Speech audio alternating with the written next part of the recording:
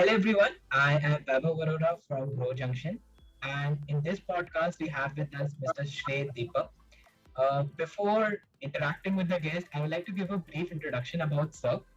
So, Sir did his bachelor's in engineering with a specialization in manufacturing engineering. Sir has also done his MBA from Sri College of Commerce. He is a 2016 pass out. He has worked with Ernest& Young as a senior associate. He has also worked as a deputy manager in strategy and new business at Suzlon Group, and he is also currently the marketing strategist as Google. So, thank you, sir, first of all, for accepting our request on coming to this podcast. Uh, Next, sir, I would want you to just brief our audience about your role at Google. What are your responsibilities? What does the company expect to you? What is your day-to-day activity that you do as a marketing strategist? Sure, Vaibhav. And first of all, at the onset, I would like to thank you and the entire Growth Junction team. As I was telling you earlier, informally, these videos are very important for aspirants, right? And another request is that kindly call me Shrey. Like when you'll join corporate, there's no like sir and ma'am these days. So yeah, it's good to be on the first name basis, right? With respect, and I'll probably kick this off with you asked about like what I do at Google, right? So, I mean, my title is that of a digital marketing strategist, which is pretty fancy, yes. But essentially, I kind of help my sellers, right, who are across the world, uh, on understanding the three W's and one H, right? So, three W's would be what, when, and why, and then one H would be how. Now, the idea is that it is while it is an individual contributor role, but essentially we tell our sellers and executives that whom should we be talking about, when should we they be talking about, uh, and then what should be the job they should be talking about to the customer, and then with all of this in work, then how should they should really go ahead and lead their conversation with the customers and sometimes other stakeholders. So while the JD is like pretty, the job description is pretty, I would say, in depth. But if I were to like really put it in like one sentence, it is like three W and one H, right? It is actually helping them with the insights and the right amount of knowledge that could help them sell Google products in the best way possible, right? And then inside that, we do a lot of competitive analysis, we do a lot of industry analysis, we try and understand our customers inside out, and a bunch of other things as well. Yeah. Sir, sir, exactly, sir. When I put out a post for you on my LinkedIn, whether the audience has any questions about interacting with you, a very important question that came up just because you are describing your job and it's related to digital marketing. Some people were more interested in how has digital marketing changed and transformed because of the pandemic. What has been the shift, and what is it? Is it a shift that will sustain this just because of the pandemic, or is it a shift that will sustain for a very long period of time? I think that's a great question. But that being said, I wouldn't say that COVID has changed something. So this change has been there since I think 10 years, 20 years, right? From the dot-com bubble, right? It was gradual. All that COVID has done in a good way is that it has kind of accelerated that pace, right? It has helped us, like companies like Google, to accelerate those pace when other companies or some of our other clients are looking for digital solutions more, right? Let's say almost all the people when they're working from home, right? So they would need more digital solutions from companies like Google or Meta or some other companies, right? So the idea is that again, I'll come back to the main point. COVID hasn't changed it, right? COVID just has probably put in a acceleration towards that change. This change has to happen inevitably, right? And with COVID, it's just that people were not prepared, the companies were not prepared, and now every one of them is, right? I remember that when I was working, right, and then COVID hit us, and the first lockdown was there. Not all the companies were prepared to probably take their work remote, but essentially everyone did in a month of time, right? And now everyone is remote first, and sometimes like they're always I would say they have their plans. If there's any calamity, they would probably switch to remote. So COVID has actually helped us accelerate things. COVID has also helped us kind of in a way that some companies who were not digital first earlier, they now know that in this current scenario you need to be pretty much digital first, and that is where COVID has helped us probably to crack those tough customers. But with respect to the change of digital marketing or adoption of digital marketing, it is an inevitable thing, right? And when I say digital marketing, I'm talking about like the whole realm of digital and technology, right? It has to happen. It has happened a lot, and it will continue to evolve, right? Okay, definitely. Yes, sir. And also, getting to the second part of the question means this growth has been like a quantum growth in the COVID. Means it was happening gradually, but it has been a much bigger jump. So, what do you think is the future now after this COVID subsides and things get back to normal? What would be the future Mhm. of digital marketing in terms of jobs and in terms of companies investing in digital marketing? I think it is like, the sky is blue, right? And the sky is limit, of course, there, right? Now, the good thing is that it has augmented a lot, but then, a lot of companies have actually invested a lot into, let's say, digital technologies or some kind of different marketing channels, let's say digital marketing, right? In order to sustain that kind of growth, they would certainly look out for digital marketing professionals, either freshers or the ones that were already in the market. So if I were to talk only about digital marketing or strategy for that matter, the jobs out there, they're going to increase for sure, right? And coming back to the same point as I was telling you, they were inevitably uh, you know destined to increase even before COVID. It's just that after COVID, they're going to increase more, right? They're going to come to us a bit earlier than it was what anticipated earlier. So this is a domain that students can look out for, students can go into if they want to make a career in digital marketing. There are plenty of opportunities that will be coming up. In fact, digital, since I'm come from marketing and strategy background, I can vouch for that. But if you were to, think about as an MBA student or even like as a normal student, right? Every industry follows a sine curve, right? So with a lot of these industries, and I'm not talking about tech because a lot of tech companies actually, recorded the best revenues when it came to COVID. But let's say all the other companies who actually had a hard time going to COVID, right? So they were on the downside of that sine curve. Now every other industry, whenever this pandemic becomes endemic and probably it just goes away, every of the company and every industry would see an unprecedented growth, right? And that is where it is not about marketing or strategy or finance. Every sector, jobs from every sector is going to come, they're going to boom for sure. Yes, sir. Sir, talking about jobs, sir, I would like to ask you from two perspectives. One is from the strategy perspective, and one is from the marketing perspective. How does Yeah. one build a CV for a Mhm. job in particular? Suppose in a strategy role, suppose in a marketing role. Obviously, there'll be some point of distinction. And the follow-up question for strategy is that are freshers also, do they have an equal chance of getting into strategy roles as someone with a work experience?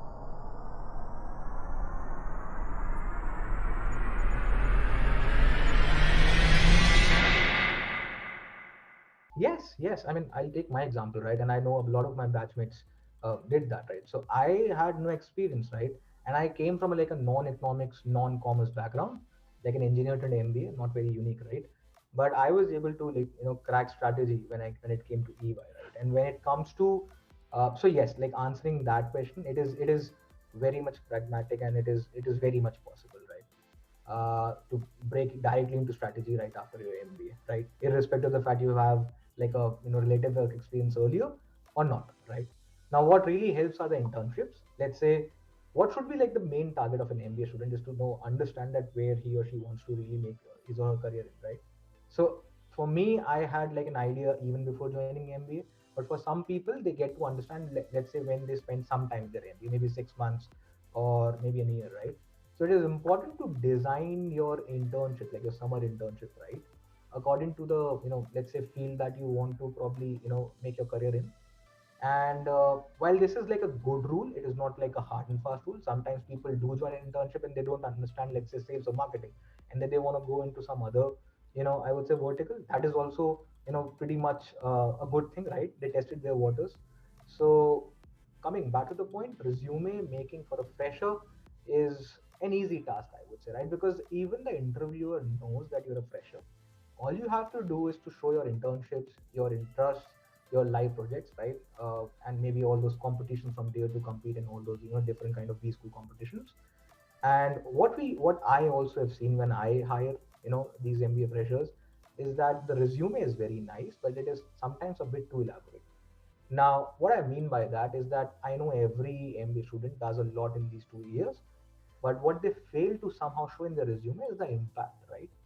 So I know a lot of people say I successfully organized XYZ, I don't know what are these, like fest, right?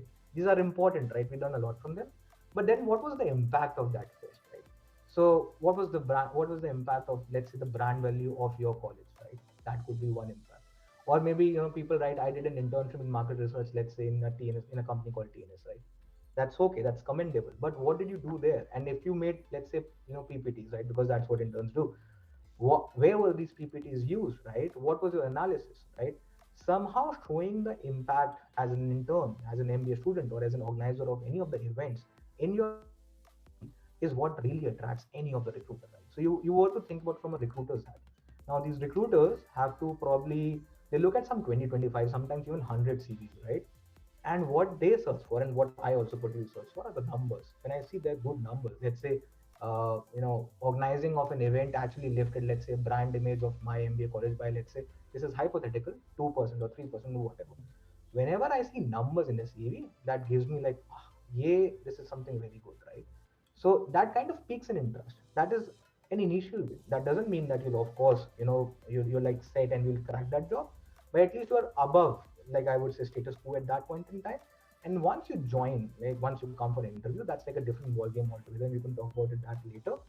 But the idea is that in order to make your CV as a fresher, even as like I would say a working professional, right? I always recommend to have a lot of numbers in your CV. When I say numbers, I'm not talking about, of course, your numbers that you got in 10th or 12th, right? They are important, but they're also not important. I'm talking about the impact that you've made as an MBA student or an intern. So it is very important to quantify whatever you have done so that it is It visible. is, yes. Yeah. So the idea is that, MBA is air, right? It is very fresh air, right? And we learn from learn a lot from that air. It becomes difficult to quantify. Had we been like a CS engineer or an IT engineer, right? We would have some 5 or 7 different skills. We know AWS, we know a bit about Azure, and then we've done these projects, and this is the result, right? With MBA, especially for an MBA student, it is not like that you've learned a new skill altogether. Maybe you learned financial modeling, right? But then where did you use that modeling? So it becomes difficult, but I would say the winning recipe is to have a lot of quantification numbers in your CV, because that is going to probably, just put that person very much apart from the crowd. Sorry to use that word. And that is where like your first win is, right? And if you are supposed to say, if you're going for an interview, if you have to pinpoint a skill, or if you are to pinpoint something that you look for in CV, apart from that quantification, a skill for your job that you will feel, okay, this is a differentiator, or this is a must that he must have. He wants to excel in strategy, or if he wants to excel in Yeah. marketing, a particular skill or a 2 3 skills that you look for in the CV. In the sense, we'll get to the interview part, but in the CV. Um, so and this is like, my thinking. What is we, MBA students, we do, we go and get into a rat race of doing a lot of these courses, right? Which is good, but sometimes we're just doing courses for the heck of it, right? What really is one thing that is very important, which can be like, let's say, directly being put in a CV, or it comes out, right? Sometimes things are going to come out from your CV, is to have a very crucial but the most important skill for a marketing, or for a strategist, or even for an MBA student, is to have problem solving skills, right? Let's talk about it like in a very different and a broad way, right? Any company, be it Google, or be it like even, let's say, Sharma Pan Bhandar, right? Any company would hire you for two things, right? Either that company doesn't have that skill, or that company doesn't have that time to execute that task, right? Ideally, what are you being paid for? To solve some problems, right? Now when it comes to skills, every company has their own way to probably solve those things, right? When it comes to skill, a lot of time tools are there, right? Every company has their own way. Sometimes they have their proprietary tools, but what company really hires for is a problem solving skill, and that comes when we solve a lot of cases in real life, right? So if I were to talk about resume, if I see that a person has, let's say, participated or won a lot of B school cases, right, in resume, right, I would know, hey, this person, he or she knows how to look at one problem through different angles. Because essentially that is what I have been doing for the last 5 years, be it strategy or marketing. I know a lot of my colleagues who joined investment banking. They do the same. I know some of my colleagues who are into operations, right? They also do the same. Every other day we get new cases, or we get some new business problems. And it is not like कि उस समय you just apply BCG or Porter 5 forces on this and you solve हो जाएगा, right? You have to apply those models, yes, they are the biggest friends, but the idea is that you need to apply your real knowledge, and that comes the more from the more cases that you solve, right? So there are like books like Case Interviews Cracked, is Case in Point. There are some videos that I used to watch and they really helped me. Someone from Victor Chan, right, on YouTube. He's like an ex McKinsey consultant, really like best one out there. And the idea is that when you see these videos and then when you read a lot of these cases, you learn how to crack a case. And it's not about cracking, right, because there's no right answer to a case. It is about you understand the idea of solving a problem through different ways, right? It is not like ki LH is equal to RHS, problem solved. It is never like that. It is actually more complex, right? And we make it more complex by applying that bookish knowledge that we learn from MBA or from 10th or 12th. It has to be very practical.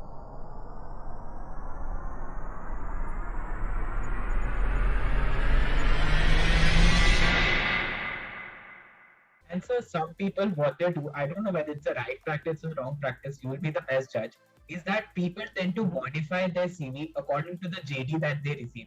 Should we have, Yeah, how important it is to modify and how much modification to be done? It's like some people I think, completely change their yeah, CVs. Some people slightly yeah. modify. What's the right proportion that you must do? Again, I'll speak it from my personal experience. Personally, I don't believe in changing the CV a lot. If you're changing a CV a lot for, one job that is out there, right? And then suddenly you change it for the next job that comes next week, that kind of shows there's some problem, right? It is not like that first time you applied for, let's say, an MBA internship, and next time you're applying for, let's say, an engineering internship. That would make sense, but it is not like that, right? However, I would recommend that maybe, sometimes I knew that I had to go into strategy and marketing, right? So I had just one CV.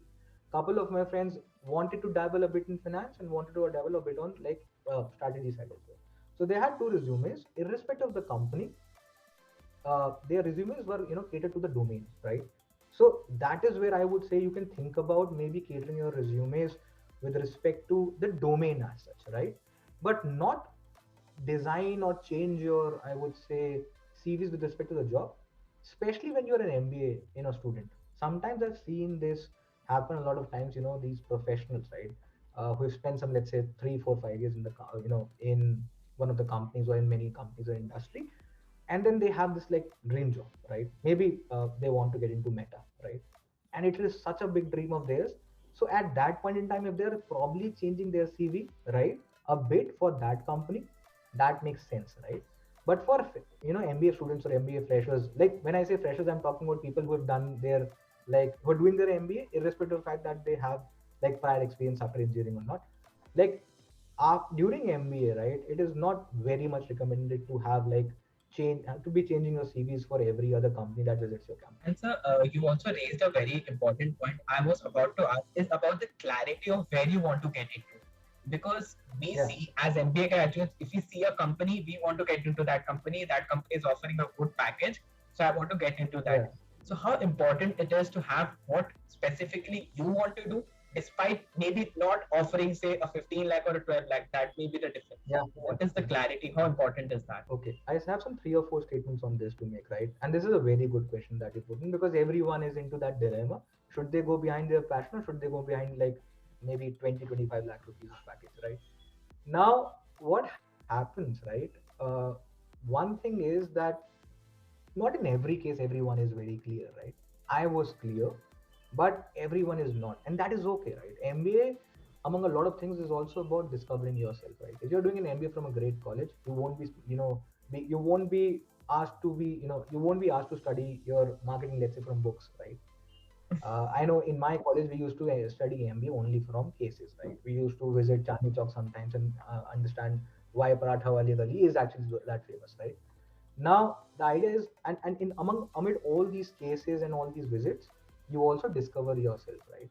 So it is not necessary that you have to have a plan initially, but I would say that 1 year into the MBA, it is good if you have some kind of plan. It is not like, and there should always be like a plan B, right?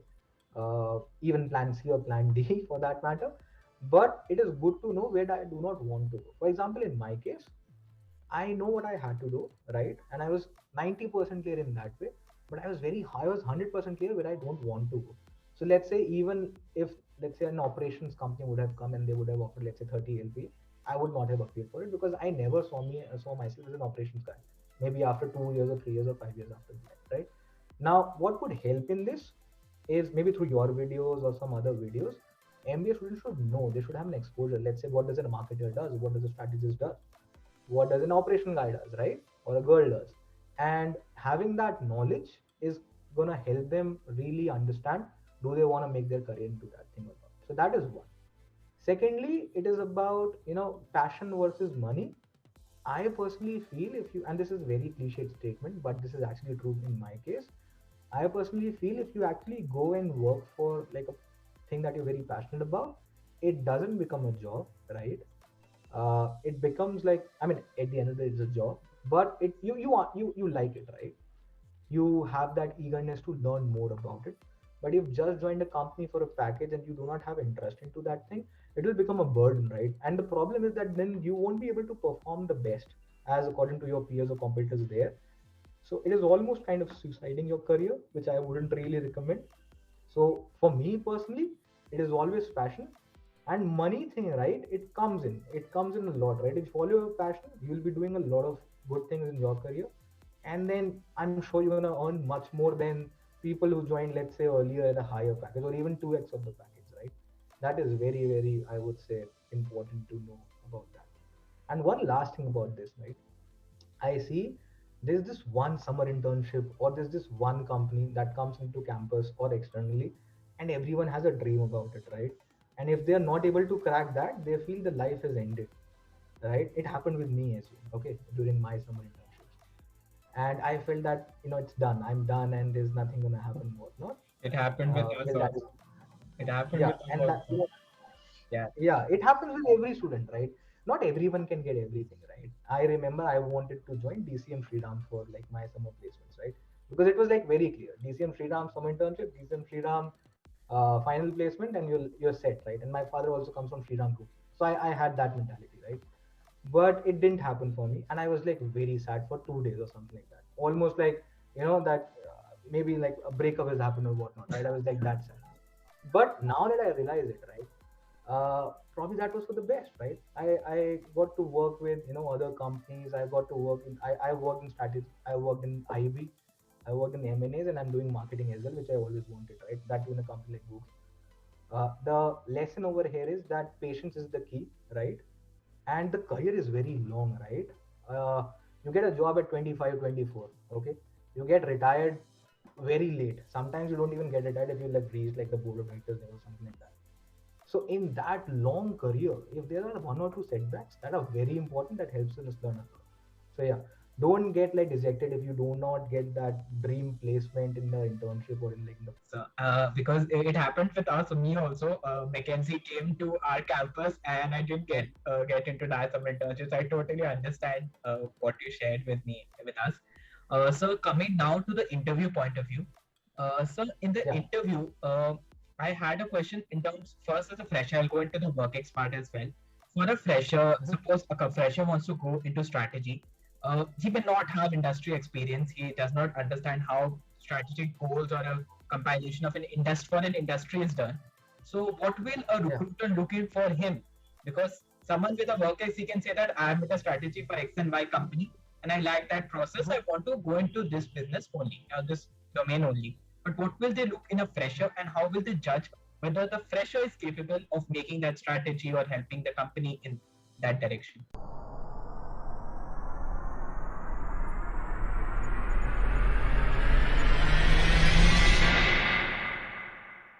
Yeah, yeah. It's a good question again. So one, as I told you earlier, if you've done like an internship in a related field, let's say, right? If you've done an internship in a market research or a research firm, right?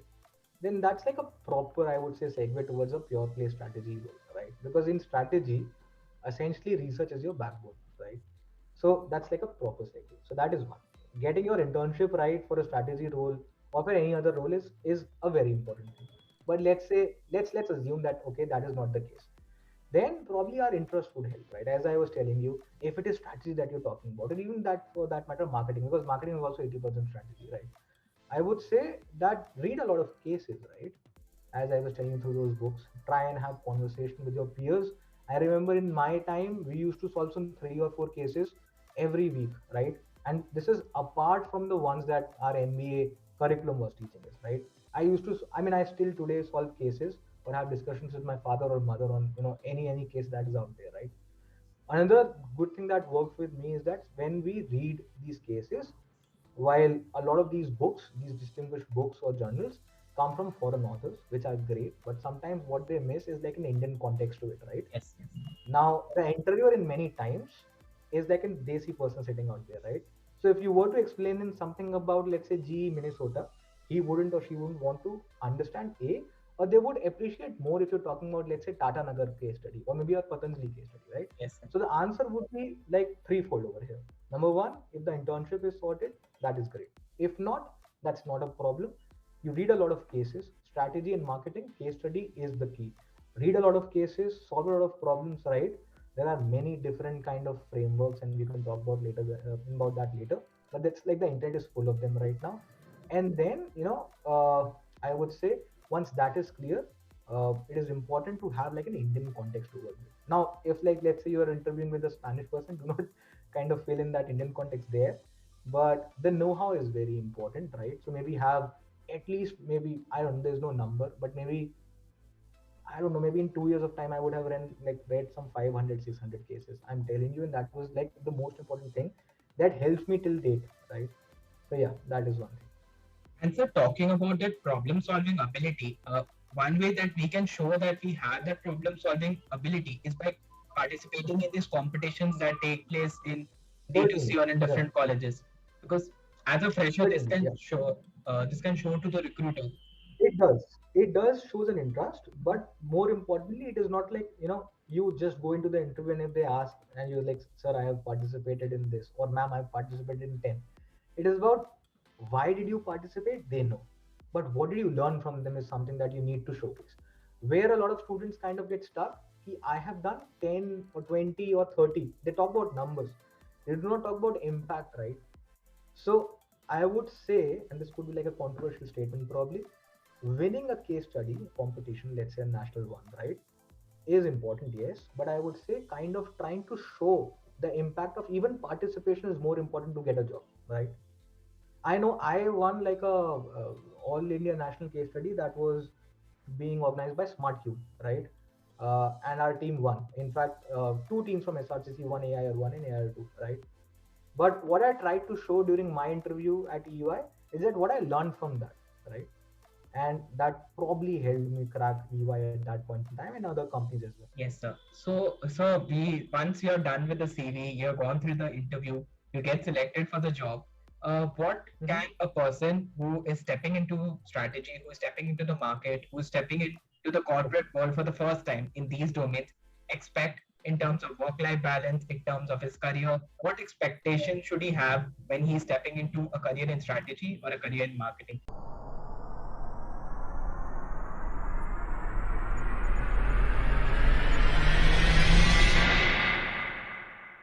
I think I would say have no expectations at all, right? I would say there's so much to learn from the peers. Number one, your peers, even a person who has spent, let's say, 6 months more, right, than you in the system, he or she would know so much, right? So learn from your peers a lot, right? Uh, I wouldn't just talk about networking. Networking via learning is very important, right? Don't just know people in hi hello. Understand that what is the best case that they solved, let's say last financial year, and how you can probably take those best cases or best I would say learnings or best practices from them into your cases, right? So when you join, have no expectations at all, because everything is very much well designed for you. Number one, right? If you join like a coveted marketing or strategy firm, right, everything is very well planned for you, and it is so much it becomes very overwhelming, right? Not only for, let's say, an MBA student, even for a seasoned professional, if they join like a company, it becomes pretty much overwhelming because they're like you're meeting a lot of people, you have like your one-on-ones with a lot of people, you're understanding the process of that company. With MBA freshers, they are very much concerned कि हाथ में कितना आएगा, right? So all these things, right, are very important. Have no expectations. Have just one, I would say, expectation with yourself. that you're here to learn, right? It is sounding all cliched, I know, but this is actually the best thing. If you're an expectation that as an MBA fresher, they'll give you like an M&A case, right? That is not going to happen, right? That is the problem. I remember when I joined EY, I thought in 3 months, probably I'll be doing like maybe an M&A, or maybe I'll just do a GTM for, I don't know, a chemical company, right? That doesn't happen. I had that wrong expectation set for me, right? And I learned through that, right? So maybe the first 6 and 9 months, or maybe a year, of course, right? You are supporting, let's say, partners. I used to support a lot of partners, right? I used to make a lot of their material when they used to go out and present to the people out there, or the clients, end clients, right? Once when I was in the system for 6 months, 9 months, or a year, I had made that repo where I was invited. Hey, why don't you come for a client meet, right? That is what should be the idea. If you just go there and then you expect, because I'm coming from, let's say, the best B school, and I can solve a case, and you want me to take to the client meeting and whatnot, that is the wrong expectation you're setting for yourself. And then you get all dejected, and then you feel like maza nahi aa raha hai, and this is not what I signed up for. Have some patience, right? After 1 year, especially on the strategy side, the quality of work that the quality of work and the projects that you work, that increases like a lot. And then you might feel ki अरे पहले वाला अच्छा था. But this is one expectation. Learn a lot. Any of the firm, right? Even, I will talk about, let's say, strategy startups, right? Strategy, it looks very generalistic, it looks very easy, but it is very difficult, right? It is like, I mean, you understand, you go to a CEO of a company, right, who has who's made millions, and then you, as, let's say, a consultant or a PM or whatnot, or even as a partner, you say कि sir आपने इतना तो बनाया, अब मैं इसका आपको और भी करके दूंगा, right? And in order to make that millionaire or a billionaire believe that we can do that, it is not easy, right? The strategy is very difficult. What it is really helpful in that, you're solving different cases. So, sometimes a lot of millennials, they get bored, right? I used to be one of them. With strategy, like, a project chal raha hai, that will have its own life, and let's say, that is done, I get a new challenge altogether. So that is a really good thing also. And so, for a career in marketing, like for a career in strategy, what is the general progression, or what is a natural progression? Suppose you join as a trainee, then you handle Yeah. projects, then you handle bigger projects. So, what is the general Yeah. progression in career that you make? Let's talk about strategy first. Let's say, so in strategy, I would say there are like two arms, right? Let's say there's like a back-end strategy thing, which is more into research, right? So you join, let's say, an analyst or a consultant, you become a senior consultant, maybe 2 levels on the manager level, and when you become a manager, you are doing some work, but you're also like kind of accountable for, like, the pawns, right? The consultant and the senior consultant, right? And then go ahead and become a director, and then you become a partner, right? It's like a smaller hierarchy. In I'm talking about big fours, right? Sometimes it is even more. Sometimes, like, I know in MBB there's like a project leader in between, and engagement manager, right? In McKinsey, that is there. So it is pretty much similar. And as you move ahead the ladder, if you are on the front end side of strategy, you also get like there's this onus on you to get more revenue, right? So let's say if you're earning X, a good chunk of that X would also depend on how much clients you're getting, right? So which is very exciting, yes. So that is there, right? So that is on the strategy side. On marketing, I mean, it is pretty much similar. You join, let's say, as a strategist, you become a senior strategist. After 4 or 5 years, it is pretty much like, then they ask you, do you want to do an IC role, which is an individual contributor role, right? And then you'll go about and setting, all those marketing strategies, which is the most interesting thing according to me, right? Or let's say you're done with this, you want to move to a team manager role, right? I'm talking about Google now. And over there, then you do your own stuff as well, which you were doing earlier, but then there's an accountability to lead a team, and then you lead initiatives then, right? Let's say you are leading, I don't know, maybe privacy management, right? Okay. Or maybe you are leading, I don't know, maybe YouTube, or you become a video specialist or something like that. So it is like that. At the grassroots level, after your MBA, at least for the first 3 years, sometimes it is 5, but maybe it is 3 or 4 years, you are that person. I mean, on is not the best word, but you are that person of the force which is on the forefront, right? So you're doing all the grassroots level work in a good way, right? And because of that, you learn so much in your first 3 or 4 years after your MBA. At one point in time, it becomes so clear to you, like, do you want to probably switch to more of a management, team management role? we want to probably become more of a a product specialist, right? Let's say for Google it could be YouTube, or it could be discovery ads, or it could be search, right? Or you want to lead an initiative that cuts across everything, right? So there are many opportunities with Google specifically. It is such an employee, I would say, centric organization that gives you so much, freedom to make your career around it, right? It doesn't happen in a lot of other companies, right? I wouldn't want to put in names, but at Google, I'll give you this example. Your manager actually has a conversation with you after every 6 months. What do you want to do after 1 year? Do you want to change your team? Do you want to go, let's say, to some other country? Do you want to learn something new altogether? That is probably Google or some very, very few companies out there. Not in every company. So yeah. So I had two questions.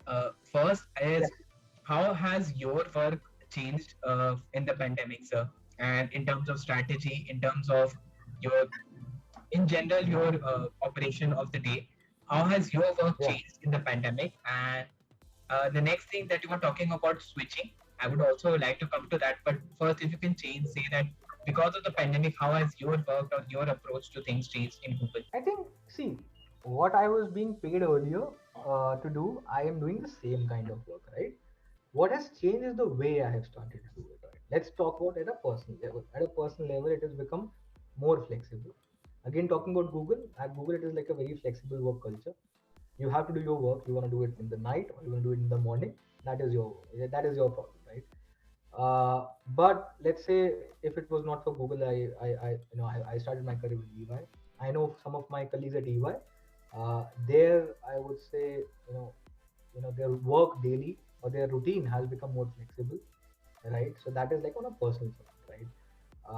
The work-life balance is something which is debatable, and it is very subjective, right? Some people want to work only 8 hours, some people want to work only 4 hours. I personally come from a school of thought that the work should be productive, and if it is being done in 3 hours or 8 hours, whatever you are tasked to do, that should be completed, right? So, and try and improve on this productivity as well, right? So that is my thinking, and this is on the minority. Not everyone thinks that, and not a lot of organizations also think that. So the work hasn't changed lately. What really we had to, kind of, make up our mind also on the collaboration part of it, right? Now, while my role at Google is that of an individual contributor, I probably when it comes to, let's say I'm solving one case, I talk to a lot of people, right? Maybe people with the same role, right? Because they might have done a similar case earlier. Or then sometimes if let's say I'm solving maybe I'm designing a YouTube page, right? Maybe I'll talk to a video specialist, right? Because I'm sure he or she would know much more than what I know about YouTube. So that collaboration piece, earlier it was a bit of challenge, and when I say challenge, because it was like a change management. Earlier it was like you meet them in a coffee for a coffee or something like that, or you see them on the desk and hey, help me out with this. But right now it is not that much. Initially when the pandemic hit us, it was like for the first 5 or 6 months it took some time, or maybe 3 months. But right now it is like business as usual. I wouldn't really say something has really changed. In fact, a lot of times I see, and I again talk about Google, company understands, right, that there could be like a work from home fatigue or maybe something like that. An interesting thing at Google is that we've got some 4 holidays, just because maybe the Google come as a company feels that we've had like a lot of burnout, right? And this depends a lot on the company culture. And one thing that I would really recommend to professionals, right, or maybe to new people who are joining, these companies, and we're gonna work from home probably for some more time. Have boundaries, right? I also do this. Let's say a mail comes at 2 in the night, I might just reply to it because that's something that I've been waiting for and so exciting. Well, that is, and it is okay, but that's not the best practice, right? That is something what my manager tells me, right? So have those boundaries, and then rest. I don't think so. Work has changed. It has rather improved for me. Like productivity for me has actually improved.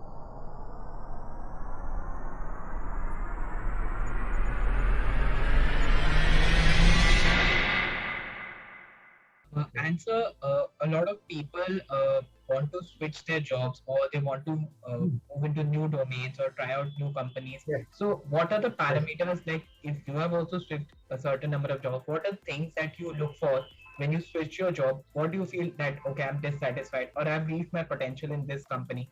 What are the parameters that you judge your decision on? Okay, good question. So I would never say that, I make my decision to switch a job because I think in my mind that I've learned whatever I can learn over here. That is gonna be never the case, right? There's so much to learn in any company, right?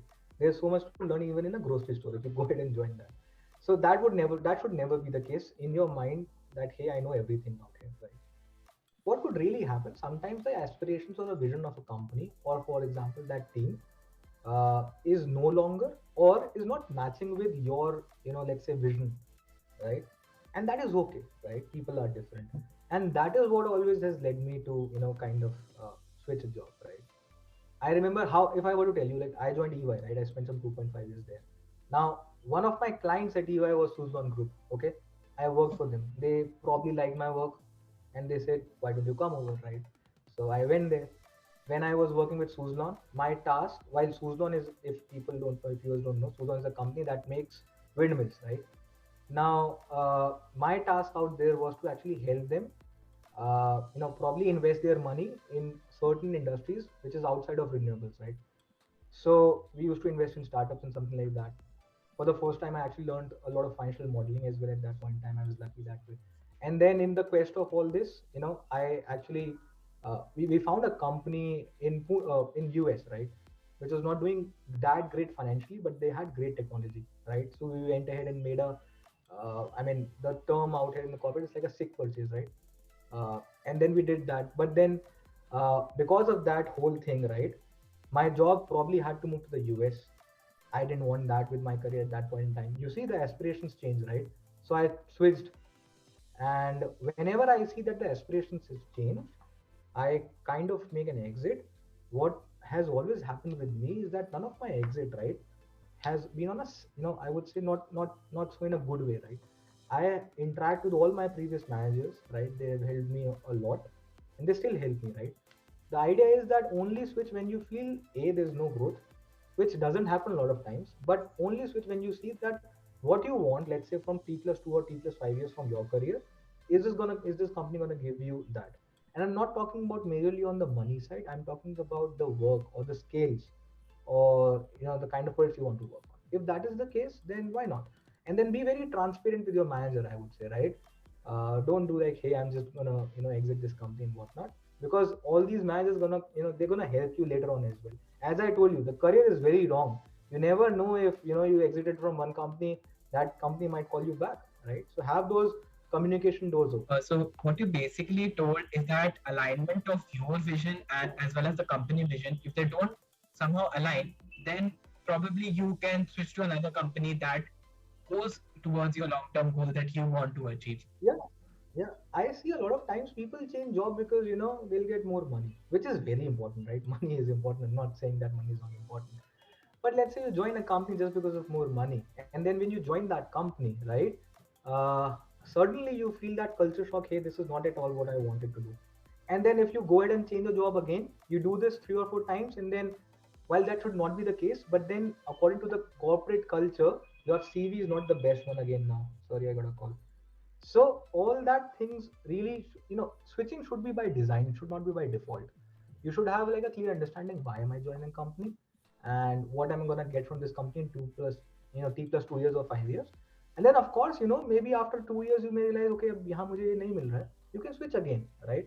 Do not just switch for the heck of it, or maybe because Sharma ji का बेटा ने switch किया तो मैं भी करूँगा. I just want more, right?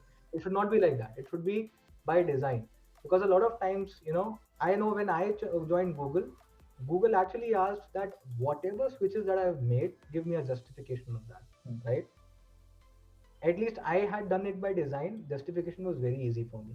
Let's say if I would have just changed jobs because I wanted to, that justification would have been like so difficult. And then the recruiters, they understand this, right? So I wouldn't have gotten hired at Google or maybe some other company. So that is important. Yes, sir. And you also raised a very important point. Like some of our mentors also say that while we are going for a placement, I am in my second year, I'll go for placements. Mhm. Is that don't always look for packages, look for passion, because if you are good at something, you'll ultimately make more money in it than something you are bad at. Yeah, yeah. That's such a gospel, right? I mean, if it is passion that you're following, you'll make more money than anything.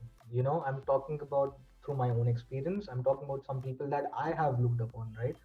Go behind your passion, right? Now, it doesn't also mean you're doing an MBA, right? You should know that passion should not be followed for no money. You don't go ahead and join like a company that is paying you nothing, right? But let's say there's a difference of 5 lakhs or 10 lakhs per annum. That's not a big deal, I would say, right? You're gonna cover that very easily, for sure. Answer a few questions that were asked were also that a lot of people face stagnation in their careers. Like, I have reached a certain level, but I don't Yeah. know, due to lack of skills, due to lack of ambition, they are not able to reach the next level that they want to reach in their careers. So, what can these Yeah. people do so that they go to the next level, they make that jump from where they are right now to the next level, something that they can work upon? Isme, I'll have like a three kind of a tiered answer, right? Number one, have intent, right? I know some people they rant. My company is not that great. My career is stagnated, but they won't even go ahead and probably update the resume or put it on let's say I am jobs or not, right? So at least have the intent, right?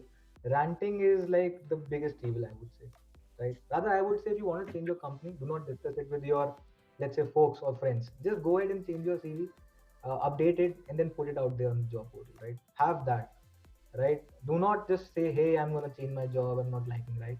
That's the first. And then you said like it could be because of two things. If it is could be of skills, that's like a self-answerable thing. If you think there's a skill that I would say that if they get right is gonna help them in changing their job, right? Grab it. What should not be the done rather? Let's say they are into some X field, and then they're moving behind a skill that is not at all related to their past, right? So that way, when they join, first of all, getting an interview call is going to be difficult.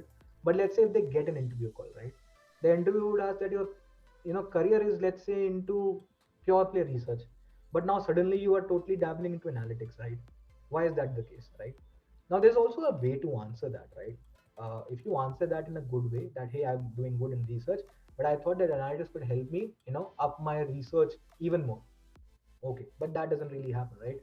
So go behind those skills that you can justify, and then you feel that okay, there's a good segue, right, from my X skill to a Y skill, right?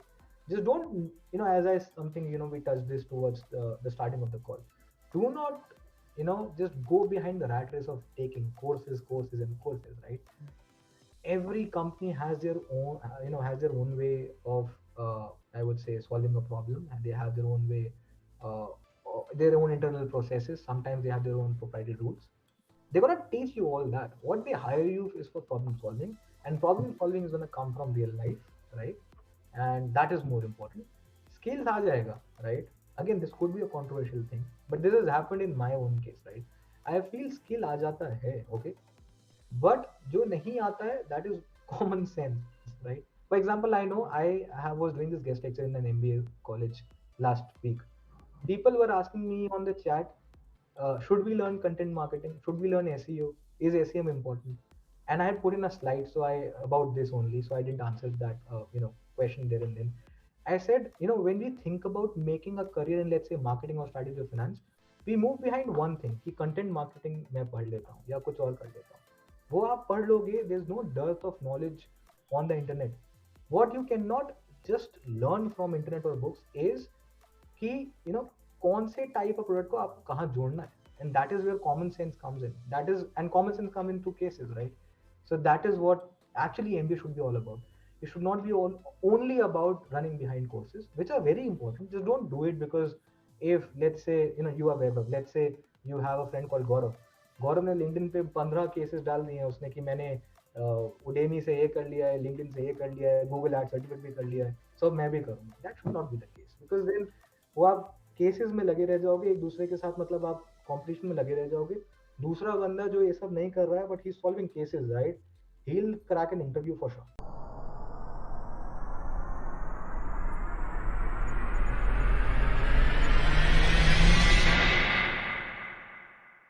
This is means like a very important point that you raised, that practicality, you able to learn what you have done in practical rather than having 15 courses, rather have one course and be able to use that course in your work, in problem solving, in the industry. Is more important just as having 15 certificates or 20 certificates if you're not able to apply that.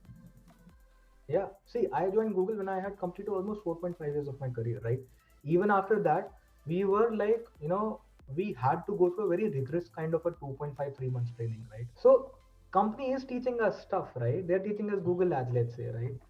I like switch from a pure play strategy role to a pure play marketing role, right? And I had no prior experience on digital marketing, right? Now I know a lot about it because a company like Google taught me that, or anyone could, I can learn from books as well. What Google hires for, or what any other company hires for, is like, transferable skills. And a transferable skill would not be SEO aata hai ya content marketing aata hai. Transferable skill would be that, okay, if let's say a startup is looking to maybe, increase their brand by let's say X%, what should they be doing? How should they be doing? वो तो product होता है, let's say Google का अपना है, Adobe का अपना होगा, मेटा का अपना होगा। What is important and what he MBA सिखाता है एंड व्हाट ही आपके करियर में आपको सीखना चाहिए। हाउ के लिए तो बहुत आसान है। इनफैक्ट जब आप बहुत बड़ा कंपनी ज्वाइन करते हो ना, हाउ के लिए तो there are people sitting who actually, once the customer is in, let's say a marketer and a seller, they get together, they make a strategy and they get a customer insight, उसके बाद implementation के लिए there's a totally different team that will help you there, right? So why do you want to learn that, know about that? Just don't focus on that, focus more on the back end side of it. So, I would just like you to give, if you have any final piece of advice, or if you have certain rule or certain principle that you have followed in your career that has made you successful, or some suggestion for the MBA students or the engineering students that you feel that if you knew this when you were young, this would be something that you will incorporate and would help you in your career. Some final piece of advice for our audience. I mean, okay, that's there could be many, right? But one thing that I really realized, and we are talking about, and I think we've half time we've spent on that only. Do not run behind skates, run behind the real value behind advising things, right? That is one. Number two, and which is very important, be very humble, right? This is very, I would say, philosophical. But what I've realized, and when I see people at Google, my fellow colleagues, I have never come across like a group of people that are so humble. Let's say if you ask for help, and they're always, willing to help you. So nowadays, if you have a dream company in your mind, let's say you want to join Meta or you want to join any other XYZ company, right? Companies are hiring you for problem solving, okay? Skills they'll make you teach, but they also are hiring you for values, okay? So have those values a lot. And then third, for MBA students and like engineering students again, uh, I would say is that what we are being, taught in our MBA or in our engineering through books is very important. I'm not denying that. But what is actually happening in the corporate world is something that is very different, right? Now, the idea is, and these two are very important things, right? The idea is that a good MBA student or engineering student should be able to bridge this, okay? And that bridging comes from experience. Experience could come from internship. That bridging comes from, you know, talking to your alumni, right? Or maybe just go to LinkedIn and then, make those connections, right? Understand, if you won't bridge that gap, your career and your probably your, mom dad ka paisa would actually go for a toss. So bridging is very important. Once you understand this, that is great, right? Now, some people I have think, they become that much, they try to become that much cool कि अब हम books पढ़ेंगे ही नहीं. That should not be the case. Understand the concepts. Practicality is something that happens at corporate world. These concepts and practicality should be bridged, and that is gonna come to you when you solve more cases, when you meet some great people, and just have a very open mind, right? You could learn from an Uber driver as much as you can learn from a CEO of a company, right? So humble hona is a very important thing. Be kind and be, there's this thing that Steve Jobs used to say, be hungry, be foolish. So always be hungry to learn new things, right? Then I have seen a lot of times, let's say there are some guest lecture people, they come for MBA, these guest lectures, or maybe, corporates when they are, let's say, working for a company like Google or anyone, they hesitate to ask questions, right? Never hesitate to ask questions, right? So that be foolish is that ask questions, right? So there's no wrong question, I would say, right? And इसके साथ something that I say, इसमें मैंने मतलब जोड़ा है, be humble as well, because that humility really helps you a lot down the line to become not just a great marketer but like an A class marketer, right? Marketing या strategy में सब लोग चले जाते हैं, अब CMO या CSO सब लोग नहीं बन पाते हैं. I have seen through my own lenses people who get like who actually reach the top. They have all these values as well, and they come because जब आप CMO बनते हो या कोई बड़ा बनते हो, right? You have to lead teams by example. If you're not humble, you will be able to lead that, right? So yeah, थोड़ा philosophical है, but this is something that I have seen in the last 5 years with companies like Google and EY, and that should be something that अगर ये जल्दी समझ में आ जाता है, it's nothing like You so much, sir, for sharing your time with us.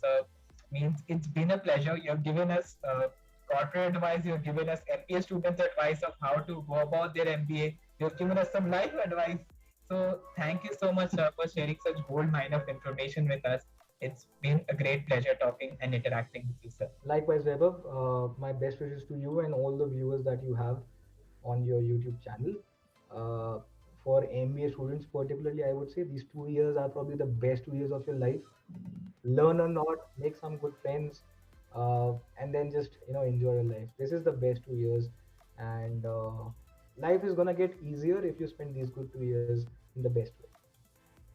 Thank you. Thank you. Thank you so much, sir. Thank you, Vaibhav.